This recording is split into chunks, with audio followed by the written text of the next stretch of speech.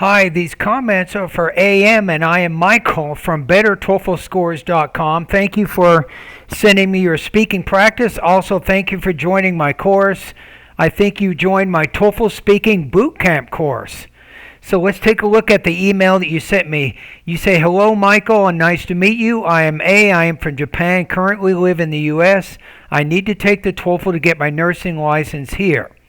I've been studying for TOEFL since this April by myself. I took a few mock tests. I'm stuck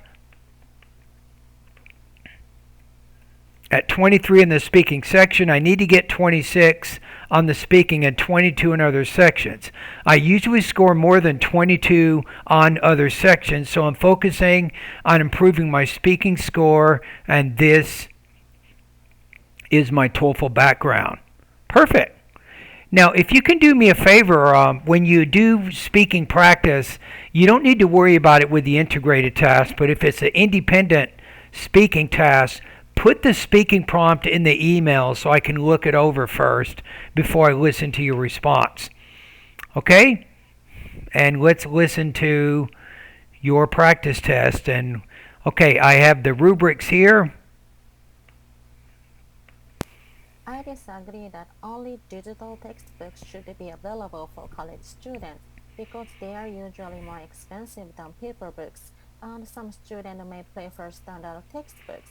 For example, when I was a student, a few of my friends used iPad as textbooks, but many of my classmates couldn't afford such an expensive device. If students are allowed to use only digital books, it will cause a financial problem for some students. Also, personally, I like to write down Now, when you clarify, when you talk about that, you have to clarify by saying that, people who get digital textbooks will need to purchase an iPad or a laptop computer, which can cost several hundred or even 1,000 or more dollars, right? Because the digital textbook itself, it's not that expensive. It's cheaper than actual textbooks.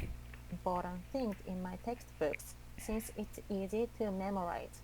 However, taking a note on digital books is not smooth like writing down on paper. And probably that second idea you need to develop just a little bit more. I'm looking at the rubrics here. This is going to be a tough one because your language has a different tone than we have in English, but I think that you need to vary your intonation. You can learn more about that by going to pronunciation lessons 36 through 40. Language use, I didn't notice any major problems. I'm going to listen to it one more time to double check this. I think with topic development, especially with your second reason, you can be more specific. You need to elaborate more on that second reason. I disagree that only digital textbooks should be available for college students because they are usually more expensive. You say they are usually more expensive, so you're having trouble with that one sound in the word usually. I do have a lesson that focuses on that palatal consonant. If you go to the pronunciation part of my course, you'll see it says major versus measure. Study that lesson so you can practice that second sound. Than paper books, and some students may prefer standard textbooks.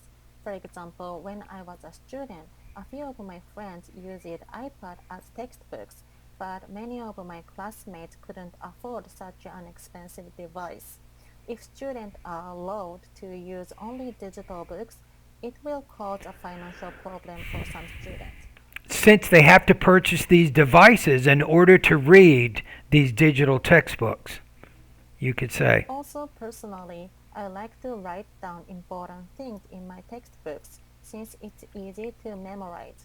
However, taking a note on digital Now, to be more specific with that, you can say, I like to take notes. For instance, last semester when I was studying my biology class, during the chapters, I wrote down notes on pretty much every page, particularly focusing on the concepts that I thought would be test items on the exams. books is not smooth like writing down on paper. It's not as smooth. So what does that mean? See, that's the problem. Is it more difficult? Is it a less efficient process doing it? So I think that was part of the problem with your second reason is you didn't really specify why writing on taking notes on iPads are more difficult or not the best way as compared to taking notes directly in the chapters of your textbook. So that's an area you can clarify a little bit more.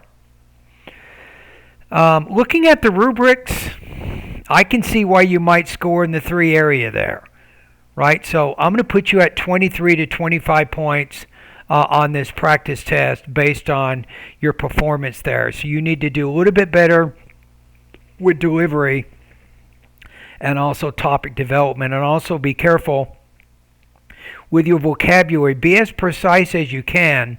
That's really important. If you need more vocabulary practice, it's in the maybe to start in the vocabulary part of my course, you could take a look at academic word lists instead of vocabulary lesson number 3, 4, 5, and 6, which gives you 1,700 words. That might be a little too much for you right now.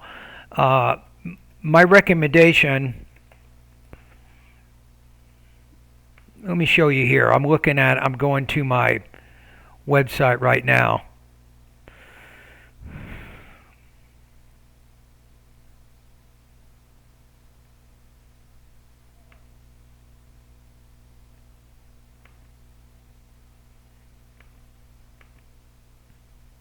Okay, where is it? Okay, here. Okay, if you look at the vocabulary area, a lot of people don't realize this, but I do have kind of like a short crash course in vocabulary here. So lesson 10, 11, 12, 13, 14, 15. This will give you, each one has 10 words. 1, 2, 3, 4, 5, 6. This gives you about 70 words that are what we call high frequency vocabulary words. And this might give you a quick start to kind of jumpstart your vocabulary right now so you can be a little more precise when you're speaking. So check out those lessons and those practice tests there. And so thank you for doing this speaking practice test.